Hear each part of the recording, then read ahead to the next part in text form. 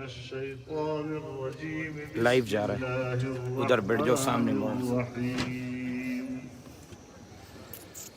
يا أيها الذين آمنوا إن تطيعوا الذين كفروا يردوكم على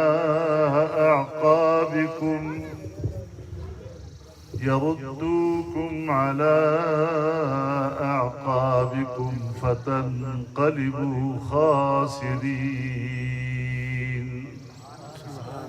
بل الله مولاكم وهو خير الناصرين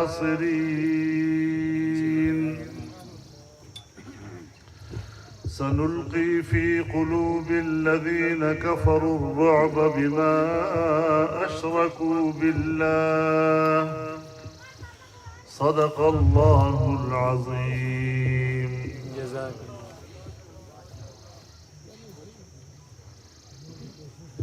جناب صدر محترم،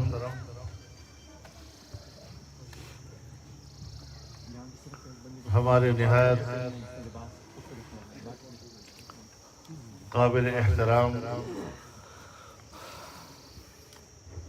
حضرت مولانا سعید یوسف خان صاحب، جناب پیر مظہر شاہ صاحب،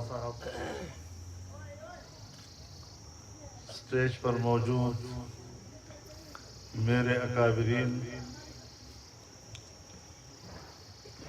اس اجتماع میں شریک کشمیر کے غازیوں، مجاہدوں اور آزادی کے لیے اپنی جان سے کھیلنے والے سرفروشوں،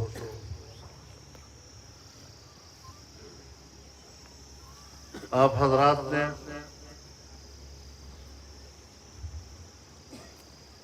اپنی سرزمین پر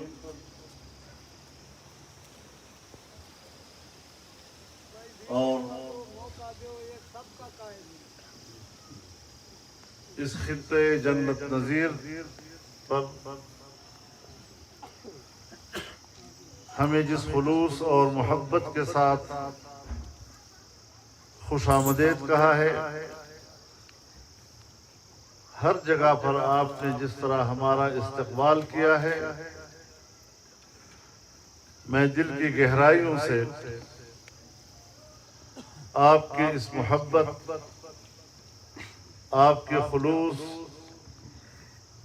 اور آپ کے ولولے اور جذبے کی قدر کرتا ہوں۔ اللہ تعالی آپ کی اس محبت اور اس خلوص کو قبول فرمائے اور اسے ہم سب کی مغفرت اور اللہ اپنی رضا کا سبب اور ذریعہ بنائے۔ آمین۔ میرے محترم دوستو،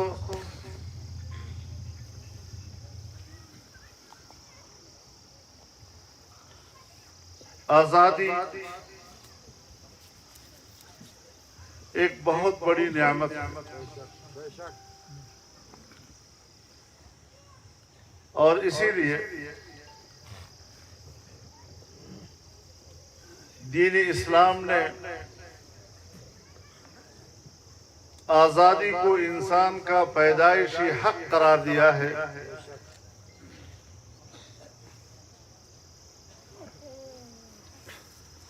لیکن آزادی کا مفہوم کیا ہے؟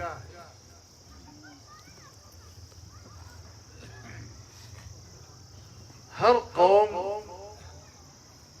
چاہے وہ مسلمان ہو یا غیر مسلم، آزادی کی بات کرتا ہے،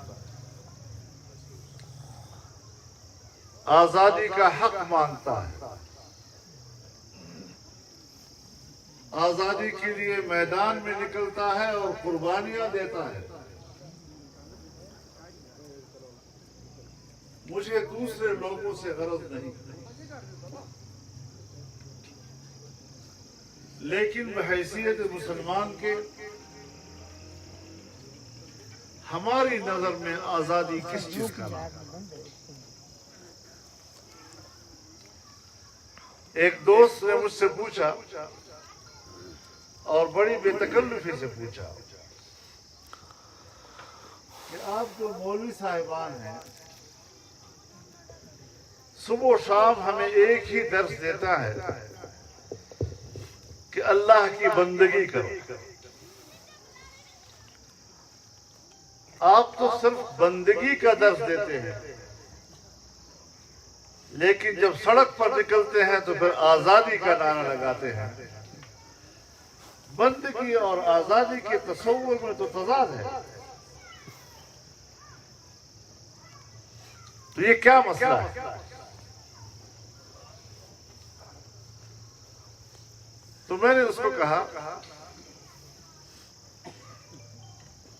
کہ آزادی کے مفہوم کو سمجھنے کے لیے ذرا آپ اپنے خاندانی ماحول میں آ جائیے۔ ہمارے گھر کے اندر اور ہمارے خاندان میں ہمارا باپ ایک ہوتا ہے،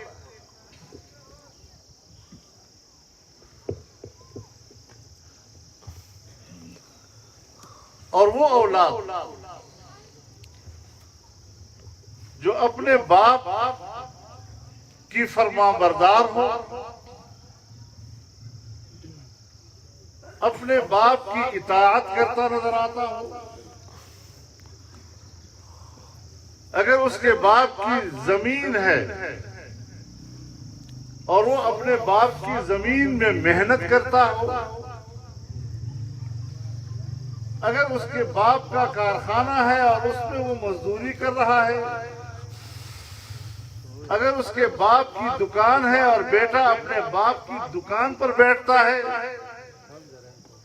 تو ہماری سوسائٹی میں اور ہمارے ماحول میں باپ کی زمین پر کام کرنے والے کو مزیرہ نہیں کہا جاتا، باپ کے کارخانے میں محنت کرنے والے کو مزدور نہیں کہا جاتا،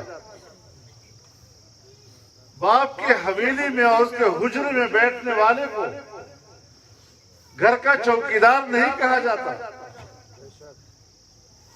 باپ کی جیب سے خرچ کرنے والے کو باپ کا نوکر نہیں کہا جاتا، اس کا ملازم نہیں کہا جاتا، اسے خاندانی کہا جاتا ہے، اسے محترم سمجھا جاتا ہے معاشرے میں، اسے اپنی جائیداد کا مالک تصور کیا جاتا ہے، اور اسے معاشرہ ایک آزاد منش انسان کے طور پر دیکھتا ہے۔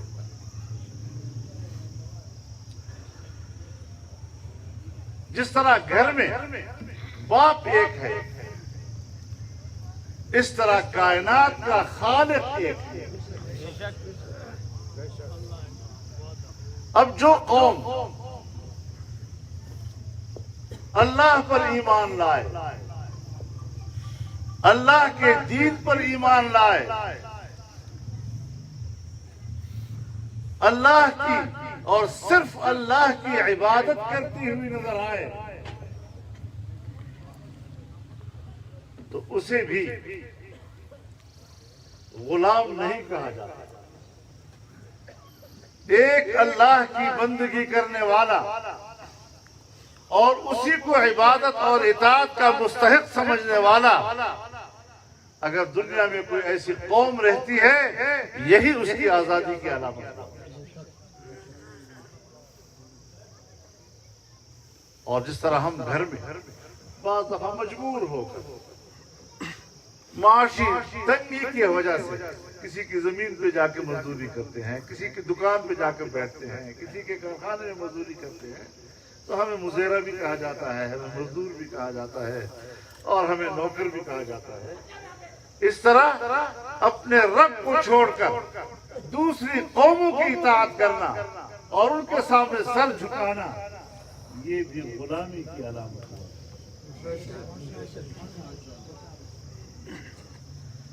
تو ہم تو اس معنی سے آزادی کو لیتے ہیں کہ اللہ کی دین کی پیروی کریں۔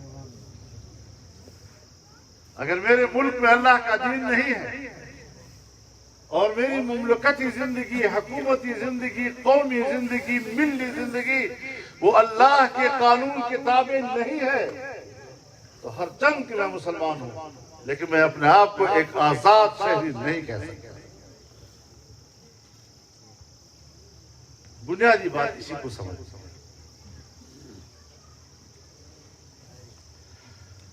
ہم نے پاکستان حاصل کیا،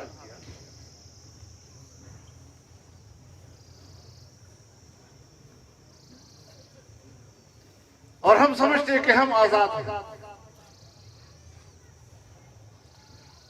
ہم نے انگریز سے آزادی حاصل کی، ہم نے ہندو سے آزادی حاصل کی۔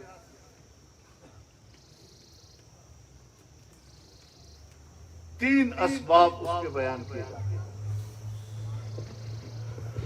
کچھ لوگوں کا نظریہ یہ ہے کہ ہم نے اپنا وطن حاصل کیا اسلام کے لیے، کچھ لوگوں کی رائے یہ ہے کہ ہم نے وطن حاصل کیا معاشی آزادی کے لیے، اور کچھ لوگوں کی رائے یہ ہے کہ ہم نے وطن حاصل کیا جمہوریت کے لیے۔ ہم نے اپنے فیصلے خود کرنے، ہم نے کسی کی بالادستی کو نہیں مانی۔ آج ہمارے 72 سال بیت چکے، تو کیا وجہ ہے کہ اسلام کی بات کرنے والے اور اسلام کو آزادی کا مقصد سمجھنے والے وہ بھی کہتے ہیں کہ اب تک اسلام کیوں نہیں آیا، اور آزادی کے باوجود ہمارے پاس اسلام کیوں نہیں؟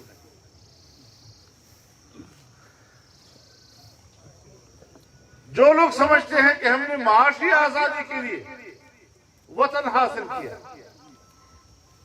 وہ بھی آج کہتے ہیں کہ تو پاکستان میں معاشی آزادی تو نہیں، معاشی خوشحالی بھی نہیں ہے۔ آج آپ دیکھ رہے ہیں ہمارے ملک کی معیشت کا کیا حال ہو گیا۔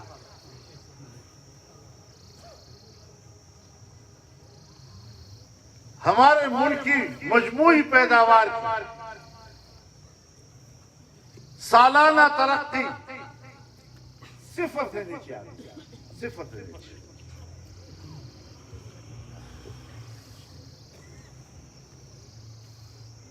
تو وہ بھی پریشان ہے کہ جس نظریے سے ہم نے وطن حاصل کیا تھا وہ تو نہیں ہے،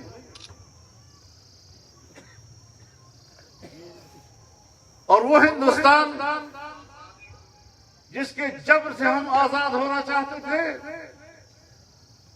آج ان کی معیشت آسمان سے باتیں کرتی ہے، اور ہماری معیشت کیا ہے؟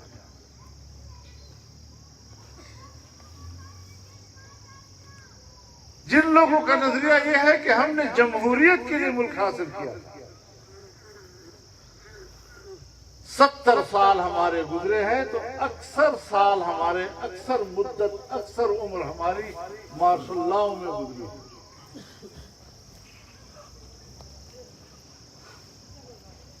اور ہمارے ہاں آج بھی اگر حکومت ہے تو آج بھی مارشل لا کا چربا ہے، جمہوریت نہیں ہے۔ دھاندلی اور چوری کیے گئے ووٹ کے اساس پر حکومت کی جا رہی ہے، تو جو جمہوریت پسند ہیں وہ بھی پریشان ہیں۔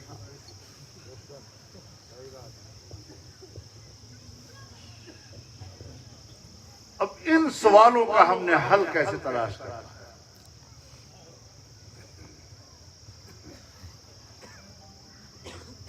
حکمرانی تو ہمارے ہاں ہے، الیکشن بھی ہو جاتے ہیں،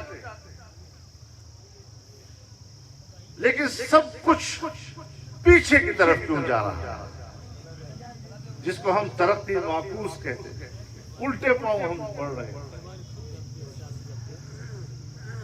میرے دوستو، جب تک آپ روایتی سیاست سے نہیں ہٹتے، جب تک آپ نظریاتی قوتوں کو نہیں پہچانیں گے جب تک ملک کا نظام ان کے ہاتھ میں نہیں آئے گا کہ جو اقتدار کو اپنی ذاتی دولت کمانے کا ذریعہ نہیں، قوم کو مالا مال بنانے کا سوچتے ہیں۔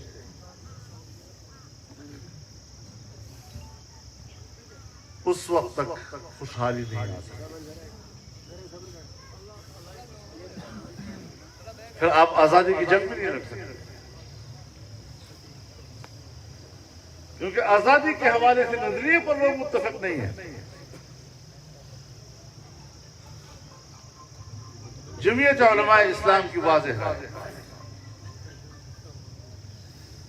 کہ اسلام صرف عبادات کا نام نہیں، عبادت تو ہر ایک آدمی کرتا ہے، اخلاقیات ہر شخص کا اپنا، لیکن خوشحال معیشت اور امن و امان یہ دونوں مملکت کی ضرورت ہے اور دونوں قومی زندگی کی ضرورت ہے۔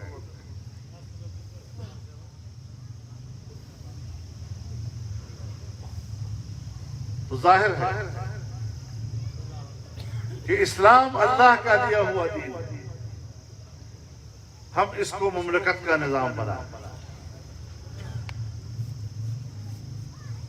معاشی نظام اللہ کا دیا ہوا نظام ہے۔ ہم لوگ سمجھتے ہیں کہ ہم انسانوں کو رزق دیتے ہیں، ہم انسانوں کو رزق نہیں دیتے۔ اللہ تعالیٰ فرماتے ہیں اَهُمْ يَقْسِمُونَ رَحْمَةَ رَبِّكَ نَحْنُ قَسَمْنَا بَيْنَهُمْ مَعِيشَتَهُمْ فِي الْحَيَاةِ الدُّنْيَا وَرَفَعْنَا بَعْضَهُمْ فَوْقَ بَعْضٍ دَرَجَاتٍ لِيَتَّخِذَ بَعْضُهُم بَعْضًا سُخْرِيًّا۔ یہ لوگ سمجھتے ہیں کہ ہم اللہ کی رحمت کو تقسیم کرتے ہیں۔ اللہ کی رحمت تو بہت بڑی چیز ہے۔ یہ جو عام مادی زندگی میں معیشت کی تقسیم ہے، روزگار کی تقسیم ہے، اللہ فرماتا ہے یہ بھی ہمارا ہے۔ ہم نے آپ کو وسائل مہیا کیے، ہم نے آسمان سے تم پر پانی برسایا، ہم نے تمہاری مٹی کو، تمہاری زمین کو اس قابل بنایا کہ وہ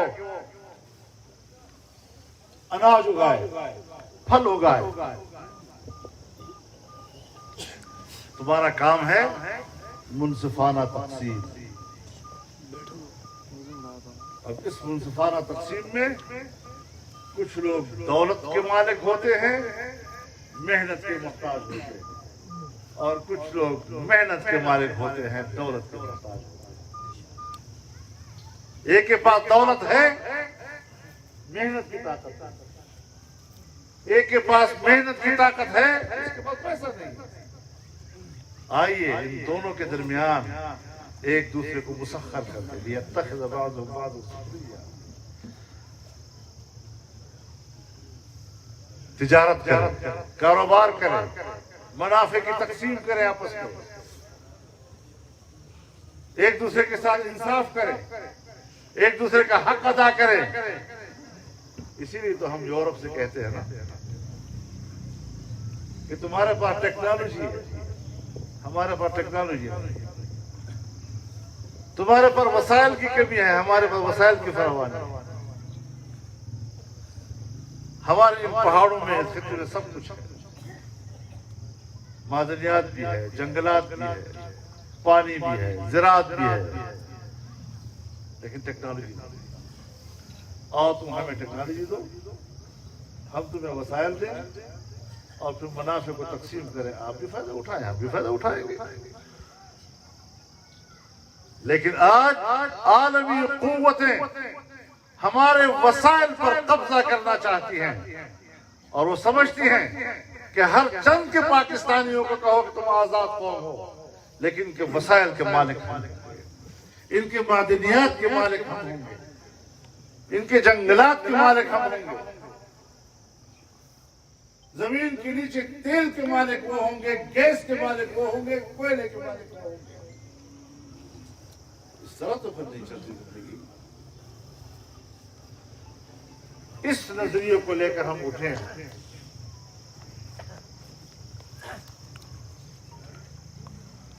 اور الحمدللہ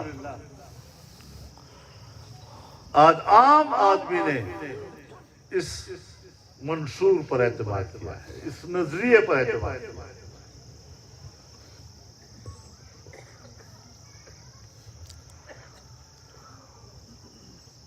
اللہ نے موقع عطا کیا ہے کہ ہم آپ کے پاس آئے ہیں، اور آپ حضرات نے اپنی پارٹی وابستگی سے بالاتر ہو کر، حتیٰ کہ مسلکی وابستگی سے بھی بالاتر ہو کر ہمیں جو عزت بخشی ہے، ہم اس پر آپ کے شکر گزار ہیں۔ اسی لیے ہم جب اپنے نظریے کی دعوت دیتے ہیں تو سب کشمیریوں کو دے رہے ہیں۔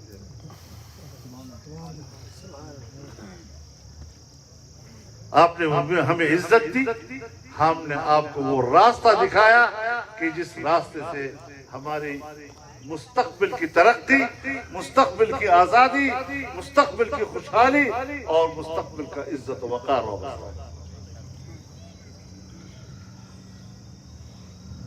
انشاءاللہ اسی راستے میں، اور میں نے تو آپ کو 3 باتیں کہی: اسلام، معیشت اور جمہوریت۔ آج کی اس نئے دور میں، تبدیلیوں کے دور میں،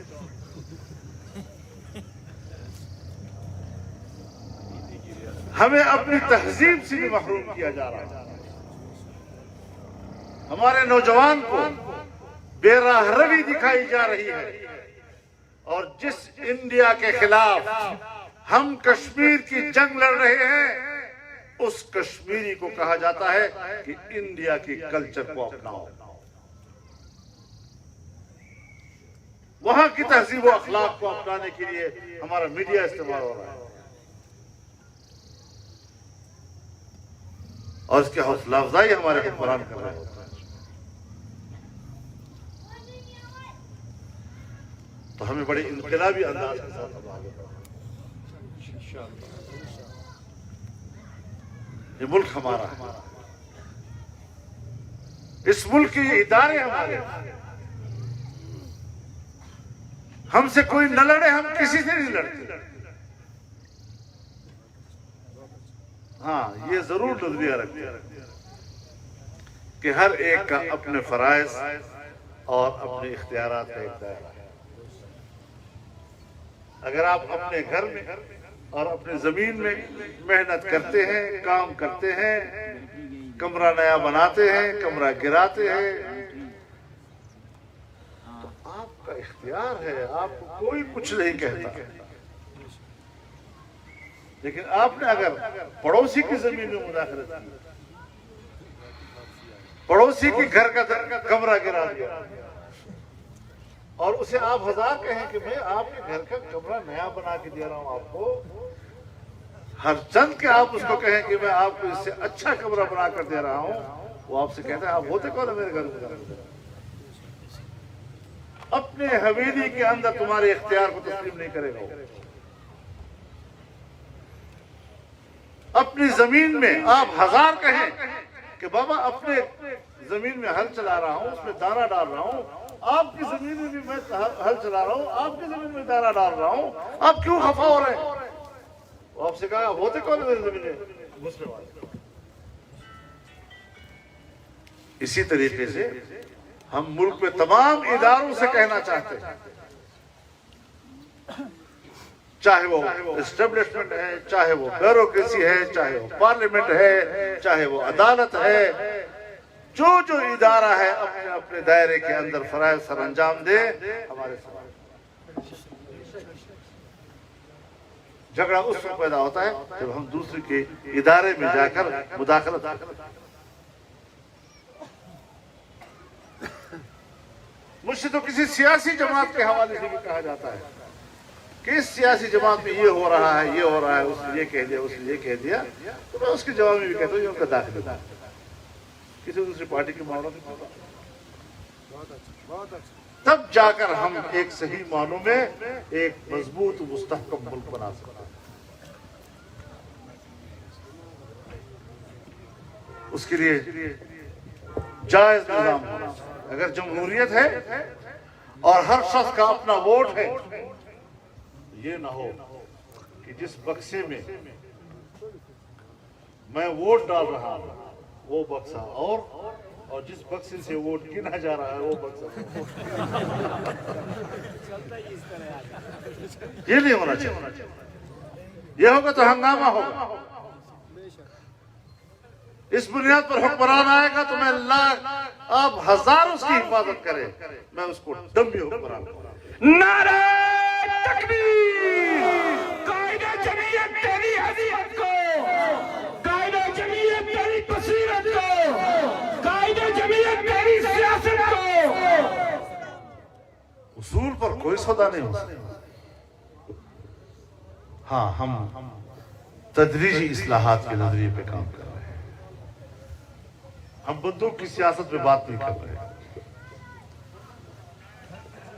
ہم جبر کی بنیاد پر بات نہیں کر رہے۔ ہمارا اسلوب دعوت کا ہے اور ہمارا اصول جمہوری اصول ہے جو ہمیں آئین ہے۔ یہ آئین ہمارے درمیان معاہدہ ہے۔ آپ کے کشمیری بھی ایک آئین ہے، پوری قوم پابند ہے اس کی۔ پاکستان میں بھی ایک آئین ہے، پوری قوم پابند ہے اس پر عمل درآمد۔ ہم نے اس آئین کو تسلیم کیا۔ ہاں، جہاں ہمیں اختلاف ہے اور ہم چاہتے ہیں کہ تبدیل ہو، اس کے لیے بھی پارلیمنٹ اور مساوی ادارے موجود ہیں۔ لیکن پارلیمنٹ تو ہونا۔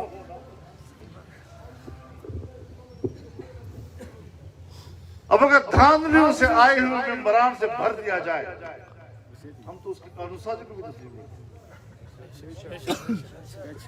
تم ہوتے کون ہو قانون سازی کرتے؟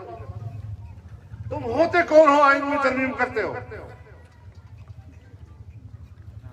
ہم تو ان کو یہ بھی حق نہیں دیتے کہ وہ پاکستانی عوام کے فیصلے بین الاقوامی معاہدات کے تحت کریں۔ جتنے بھی بین الاقوامی معاہدات ہیں، ہم واضح طور پر کہتے ہیں کہ اگر ہماری حکومت کراتی ہے، ہم ان معاہدات کے پابند نہیں ہوں گے۔ نہ اہل حکمران، نہ لائق حکمران۔ پہلے ناجائز تھے، 2 سال میں نہ اہل بھی ثابت ہوئے، نہ لائق بھی ثابت ہوئے۔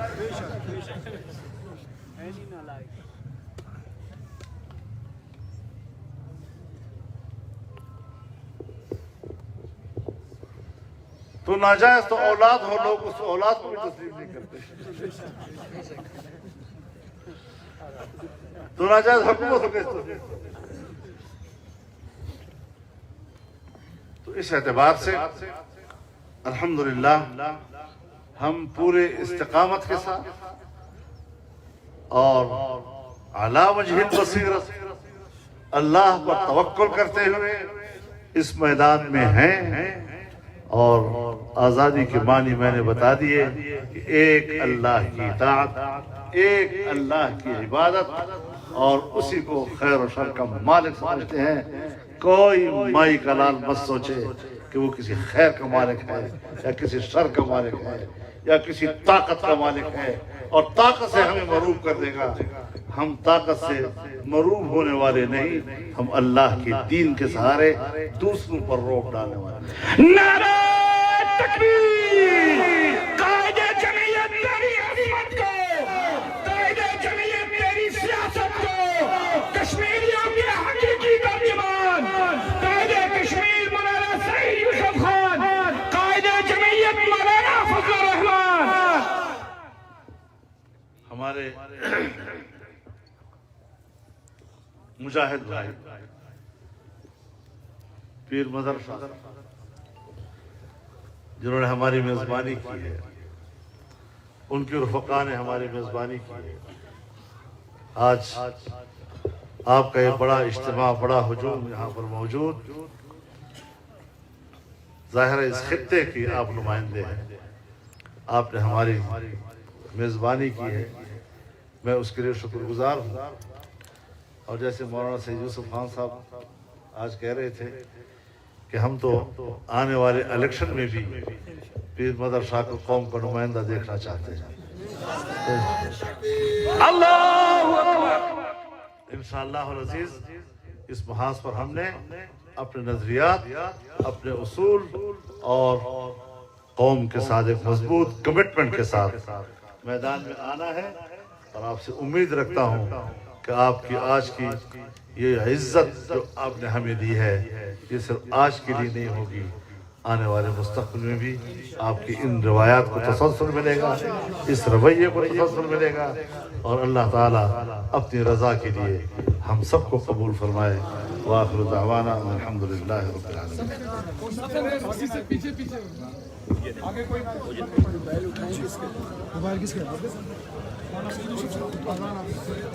سب کی خواہش ہے.